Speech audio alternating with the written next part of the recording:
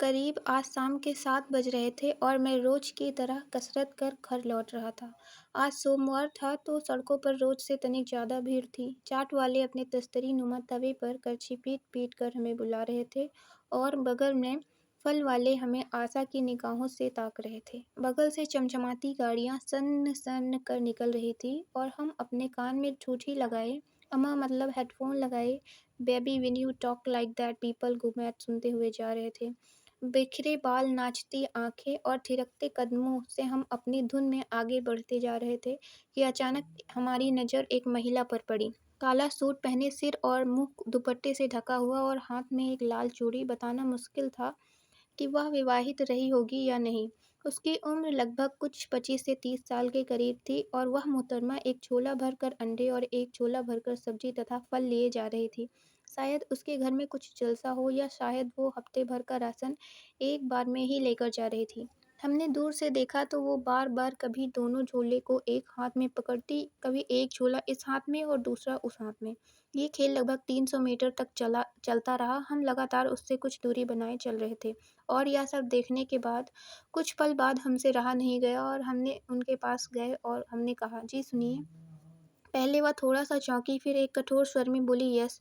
उसके इस यस में एक खटास थी, एक अजीब-सी सिरहन थी, एक डर था और उसके नथुने लगभग फूल रहे थे, जैसे वो ज़ोर-ज़ोर से सांस लेने की कोशिश कर रही हो। हमने उस सिरहन को पहचानते हुए कहा कि let me help you, it seems you are struggling with your bags. उसकी आंखें अचानक सिकुड़ कर छोटी हो गई और उसने लगभग आंखें तरेरते हुए कहा, नो थैंक यू, मैं मैनेज कर लूँगी। हमने कहा, पक्का ना दीदी? एक बार फिर मैंने उसके चेहरे के भाव बदलते देखे। उसकी आंखें वापस हल्की खुल गई और उसकी सांस जैसे वापस मद्धम हो गई है। फिर उसने कुछ सकुचाते हुए कहा, मैं चली जाऊंगी। इसके पहले हम कुछ भी कहते उसने झट से सड़क पर कर ली और जाते जाते मुझे 2 बार पलट कर देखा। उसकी आंखों में एक संकोच था, एक डर का साया था, शायद आभार या करुणा भी हो, पर मैं उसे ढूंढ नहीं पाया, ना उसकी आंखों में और ना उसकी चाल में। इस वाक़ये के बाद हम थोड़ा सहम गए, समझ नहीं पाए कि किसी की मदद करना बुरा है या हमने तरीका गलत चुना। खैर, हमने वापस से अपनी ठूठी अपने कान में लगाई और I am gonna ride my horse to the old town road सुनने लगे। थोड़ा आगे पहुँचे तो ब्लेसिंग्स प्लाजा के पास आज रोज से कुछ ज़्यादा अंधेरा था।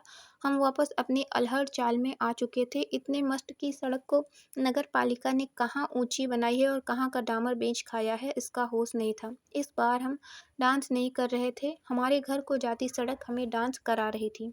1-2 बार तो हम अपना मुंह सुनहरा करते करते बचे। खैर, थोड़ा आगे बढ़े तो देखा एक प्रेमी जोड़ा एक दूसरे का हाथ थामे अपनी अपनी दुपहिया प्रेमियों वाली गाड़ी पर बैठा था। दोनों को देखकर बताया जा सकता था कि वे निब्बा निब्बी थे। निब्बा अपने एक हाथ से निब्बी को मोमोज खिला रहा था और दूसरे हाथ को पकड़कर अपने इश्क का इजहार कर रहा था। निब्बी के पीठ पर किसी कोचिंग का बैग था जहाँ से शायद वो लौट कर आई थी या बंक करके, और निब्बा अपनी प्लेटिना पर बैठा था। ये नज़ारा देखा तो कुछ तो हंसी आई और कुछ खुद पर तरस। खैर, हम आगे बढ़े और हमारे गाने की आखिरी line, I am gonna ride till I can't no more, बजकर ख़त्म ही हुआ था कि नगर पालिका की दया से हमारा पैर सड़क पर फंसा और जूते ने अपना मुंह सड़क पर रगड़ दिया। एकाएक मैंने ध्यान दिया तो देखा मुझसे कुछ 50 मीटर दूर एक अधेड़ उम्र की औरत, जिसकी उम्र तकरीबन 60 से 65 साल रही होगी, जा रही थी। गठा हुआ शरीर, लगभग 5 फुट की रही होगी, हरे रंग की धोती में शायद और मोटी लग रही थी। वो अचानक चौंक कर पलटी और अपना पल्लू ठीक करते हुए थोड़ा संभल कर तेज कदमों से चलने लगी और बार बार हमें पीछे पलट कर देखने लगी। उसकी रफ्तार और चेहरे के भाव कुछ ऐसे थे जैसे वह एक उसके भीतर एक डर हो, जैसे उसे कुछ असुरक्षित महसूस हो रहा हो, जैसे उसे लग रहा हो कि मैं उसका कुछ अहित करने वाला हूँ। उसने अपना पल्लू ऐसे संभाला जैसे उसे मेरे बढ़ते कदमों की आहट से डर लगता हो, जैसे उसे लगता हो वो महफूज नहीं है। हमारे हेडफोन में गाना रुक चुका था। Your 100% data has been exhausted का संदेश मेरे चमचमाते OnePlus 7T की स्क्रीन पर चमक रहा था और अपने इंटरनेट पैक की तरह मेरे भीतर भी कुछ समाप्त, कुछ एग्जॉस्टेड हो चुका था।